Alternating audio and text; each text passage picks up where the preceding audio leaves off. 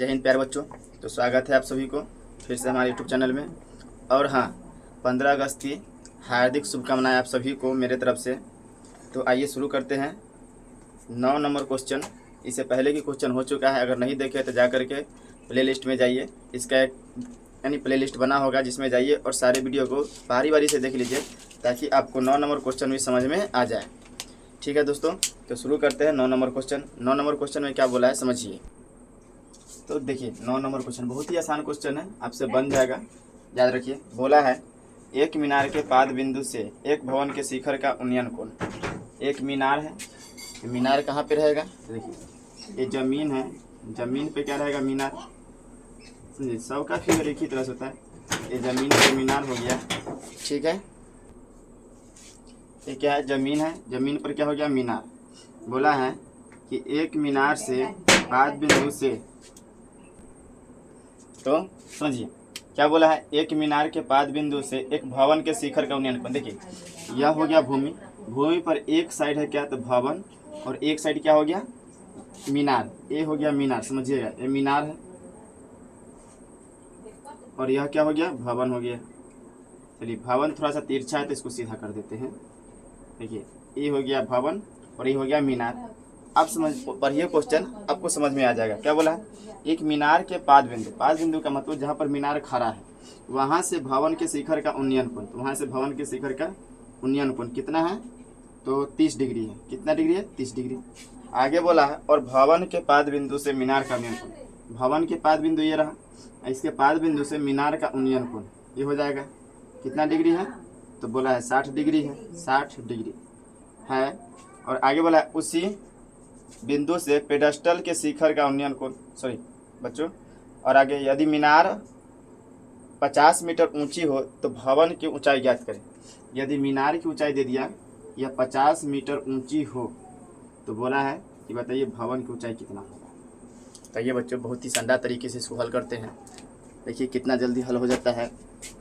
तो देखिए यहाँ पर दो त्रिभुज बन रहा है, ए बी सी डी। एक त्रिभुज देखिएगा, तो देखिए ए बी सी, एक ये वाला त्रिभुज देखा जाता है जिसमें मीनार आ जाए, और एक त्रिभुज है ए बी डी। दो त्रिभुज नजर आ गया।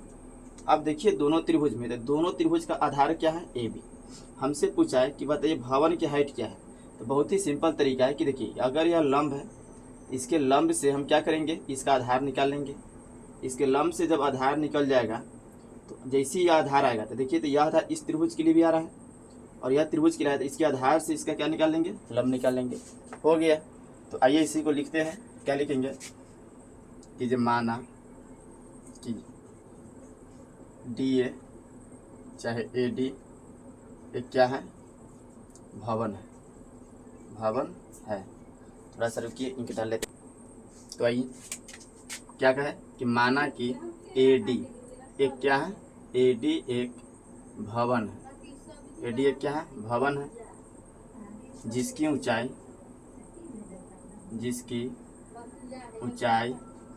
क्या मान लेते हैं? जिसकी ऊंचाई h मीटर मान लेते हैं। h मीटर है, हेड मास्टर नहीं पढ़िएगा, h मीटर है, ठीक है। आगे क्या? उसके बाद लिखिएगा क्या? ये आगे लिख दीजिए मीनार की ऊंचाई। क्या? मीनार का मतलब सी बी की ऊंचाई। सी बी की ऊंचाई कितना है? तो इसका ऊंचाई 50 मीटर है, कोई दिक्कत। और थीटा जो दे दिया या कितना दे दिया? 30 डिग्री एवं 60 डिग्री, यही ना दिया है। अब देखिए त्रिभुज में आइए, ए बी सी। तो लिखिए त्रिभुज ए बी सी में, जिसमें कोण जो है बी क्या है? 90 डिग्री। देखिए तो यहाँ से अगर इसको हटा दें तो देखिए कीर्ति में यह 90 डिग्री है, जबकि अगर इसको हटाएंगे तो ये वाला 90 होगा इस त्रिभुज के लिए। तो समझ रहे हैं ना बात को? समझते हैं। तो देखिए इसको मिला दीजिए। अब क्या लेंगे? लंब बटा आधार। लंब यानी सी बी बटा में क्या हो जाएगा? A B. अब देखिए लंब बटा आधार किसके बराबर होता है? तो कहिएगा 10 के बराबर। क्योंकि दोस्तों आपको कितना बार बता चुके हैं कि जो दिया रहेगा वह और निकालना जो रहेगा वो दोनों का रेशियो लीजिए और देखिए कि इतना बड़ा फार्मूला कौन सा आता है। तो लंब बटा आधार किसके बराबर आता है? 10 के बराबर। अब यहाँ थीटा होता है, तो थीटा की वैल्यू कितना है इस एंगल में? देखिए इस त्रिभुज में ए बी सी में देखिए तो थीटा कितना दिया हुआ है 60 डिग्री, तो 60 डिग्री रख दीजिए। अब सी डी कितना है, कहिएगा सी डी सर जी यहाँ पर 50 है, तो 50 रख दिए, और बट्टा में ए बी कुछ नहीं है तो ए बी रहने दीजिए, बराबर tan 60 का वैल्यू कितना होता है √3। अब यहाँ से क्रॉस मल्टीपल करिएगा तो क्या हो जाएगा, तो ए बी बराबर हो जाएगा आपका 50 बट्टा में क्या होगा √3। इसका हर परिमेयकरण कर दीजिए, तो √3 बट्टा में √3 इतना आ गया। अब देखिए ए बी बराबर गुना करिएगा तो क्या आ जाएगा 50√3 बट्टा में 3 या मीटर, इतना आंसर हो गया आधार का। तो उम्मीद है बच्चों इतना तक समझ में आया होगा। अब चलते हैं अगला क्वेश्चन क्यों, अगला त्रिभुज में। अगला त्रिभुज क्या है, तो ए बी डी, तो लिखेंगे त्रिभुज ए बी डी में। त्रिभुज ए बी डी का मतलब यहाँ से यहाँ और ये रहा और एक ये रहा, इस त्रिभुज पे ध्यान दीजिए, इस पे मत ध्यान दीजिएगा। तो आइए इसमें क्या है, इसको भी हटा दीजिए। इसमें देखिए हमको आधार मिल गया ए बी, बट्टा में लंब चाहिए, क्या रखेंगे ए डी बट्टा में ए बी बराबर। अब देखिए लंब बट्टा आधार किसके बराबर होता है tan थीटा की वैल्यू इसमें कितना है 30 है। अब ए डी कितना है, तो देखिए ए डी तो हमें निकालना ही है, ए डी क्या करना है निकालना ही है। तो ए डी अपने स्थान पर रहेंगे, तो यह देखिए ए डी को हम माने h मीटर, तो h लगा दिए, और ए बी क्या आया है तो कहिएगा 50√3 बटा में 3, तो लिख देंगे 50√3 बटा में 3 बराबर में 1 बटा √3। tan 23 का वैल्यू 1 बटा √3 होता है। तो इतना समझ में आ गया, तो आगे क्रॉस मल्टीपल कर दीजिए। क्रॉस मल्टीपल करिएगा तो देखिए एक में अगर इतना से गुना करिएगा तो यह तो जैस के तैस रहेगा बटा में 3 बराबर, अगर h में √3 से गुना करते थे कितना जाएगा √3h, इधर गुना में इधर आएगा तो भाग में, तो 50√3 बटा में 3 और गुना में, या भाग का मतलब इधर गुना में इधर आएगा तो भाग का मतलब हो गया 1 बटा में क्या हो जाएगा √3 बराबर में h। अब यही ना चाहिए, अब गुना कर लीजिए, तो गुना कीजिएगा तो कितना आएगा 50√3 बटा में 3√3, क्योंकि 3 में √3 से गुना करिए तो कितना आ जाएगा 3। अब ये यहाँ नीचे दिखाई दे रहा है ना, हाँ। अब यहाँ से √3 से √3 गया तो बचा कितना 50 बटा में 3, 50 में 3 से भाग दीजिएगा तो 16 3 48, अब 0.66 मीटर आते रहेगा, तो यहाँ पर 7 लगा दीजिए, इतना मीटर इसका आंसर हो गया।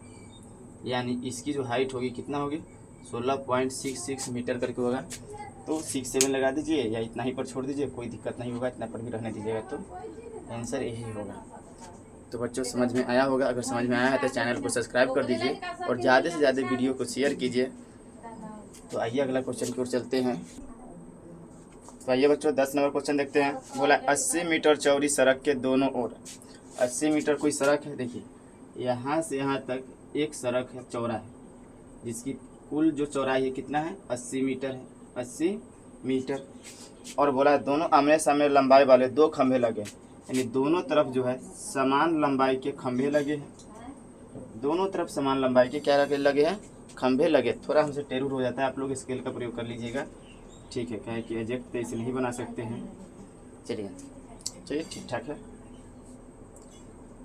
खंभे लगे हुए हैं। इन दोनों खंभों के बीच एक सड़क के एक बिंदु से, अब इन दोनों खंभों के बीच इस सड़क पर किसी एक बिंदु से क्या बोला है, किसी एक बिंदु से उन्नयन कोण क्रमशः 60 और 30 डिग्री है। एक बिंदु से जो उन्नयन कोण है यह कितना है 60 डिग्री, और दूसरे खंभे से इसका उन्नयन कोण कितना है तो 30 डिग्री है। यह क्वेश्चन क्या है, खंभों की ऊंचाई ज्ञात कीजिए, यानी खंभों की ऊंचाई और खंभों से बिंदु की दूरी ज्ञात कीजिए। देखिए बच्चों, हमको खंभे की ऊंचाई, यह दोनों खंभे तो बराबर है ए बी, और ये रहा सी और डी, इसका नाम देते हैं बीच में ई। तो समझिए कि जितना ए बी होगा उतना ही क्या है सी डी है, क्योंकि बोला है समान खंभा खड़े हैं, समान का मतलब दोनों बराबर खंभा खड़े हैं। तो अगर एक खंभा की हाइट निकाल लिए तो एक खंभा का भी हाइट आ जाएगा, कोई दिक्कत नहीं है। आगे बोला है कि देखिए ये जो बिंदु है इस खंभा से कितना दूर पर है, तो टोटल दूरी अगर 80 मीटर है, तो अगर हम किसी एक को x मान ले और इसको y मान ले तो अगर जो x का वैल्यू आएगा वही क्या होगा, ये इस बिंदु से खंभा के बीच की दूरी होगा, और जो x आएगा वो टोटल कितना है 80 है, उसमें से x को घटा देंगे, ये वाला नहीं आ जाएगा, कोई दिक्कत नहीं ना। तो आइए देखते हैं क्या लिखेंगे। लिखेंगे माना कि ए बी बराबर सी डी क्या है, खंभा है। ए बी बराबर सी डी दो खंभा है, दो समान खंभा है, दो समान खंभा है जिसकी ऊंचाई कितना है, वाई मीटर है ना, तो वाई मीटर लिख दीजिए, तथा खंभा से सड़क के बीच की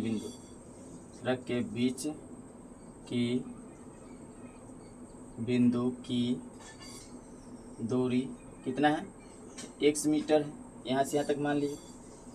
दूसरा क्या लिखेंगे, सड़क की